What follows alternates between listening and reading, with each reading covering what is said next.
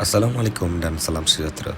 Tahukah anda bahawa lebih 400 tahun tanah air kita pernah dijajah oleh kuasa asing seperti Portugis, Belanda, British dan Jepun? Penjajahan ini telah meninggalkan kesan yang mendalam terhadap budaya, ekonomi, pendidikan dan sistem sosial negara kita. Hari ini saya akan kongsikan kesan-kesan penjajahan serta kepentingan dekolonisasi dalam membina semula identiti negara bangsa. Seterusnya, mari kita melihat kesan penjajahan dari segi budaya. Penjajah membawa masuk budaya mereka dan merendahkan budaya tempatan. Dengan ini, bahasa Inggeris diangkat, manakala bahasa Melayu pula dan warisan tempatan dipinggirkan. Dengan ini, seni bina, sistem undang-undang dan gaya hidup barat masih dapat dilihat dalam negara kita pada hari ini. Seterusnya, dari segi ekonomi penjajah telah berasaskan eksploitasi, di mana hasil bumi seperti getah, timah dan kelapa sawit diekspor untuk kepentingan mereka sendiri. Perkara ini menyebabkan struktur ekonomi kita menjadi tidak seimbang dan bergantung kepada komoditi.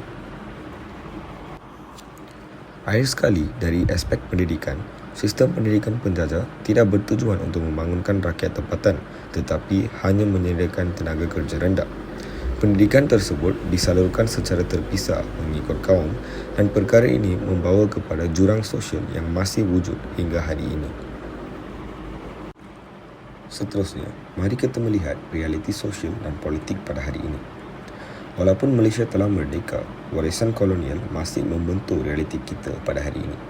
Contohnya, struktur sosial majmuk, dasar pecah dan perintah, pengaruh bahasa serta undang-undang British masih jelas dalam sistem kita. Perkara ini dapat dilihat dengan penggunaan bahasa Inggeris dalam sistem kehakiman dan status sekolah vernacular adalah antara tinggalan penjajah. Dari sudut politik pula, cara berfikir masih cenderung melihat kaum sebagai blok berasingan, iaitu hasil daripada dasar penjajah yang membahagikan masyarakat mengikut pekerjaan dan pendidikan. Secara keseluruhannya, program dekolonisasi sangat penting untuk membina semula identiti bangsa Malaysia. Kita perlulah memperkukuh budaya kita sendiri dengan mewujudkan sistem ekonomi yang adil dan pendidikan yang bersifat inklusif dan nasional. Sejarah perlulah difahami oleh generasi muda, bukannya untuk membenci, tetapi sebagai asas untuk membina masa depan yang lebih bersatu dan berdaulat. Terima kasih kerana menonton. Mari kita terus maju sebagai bangsa Malaysia yang merdeka jiwa dan minda.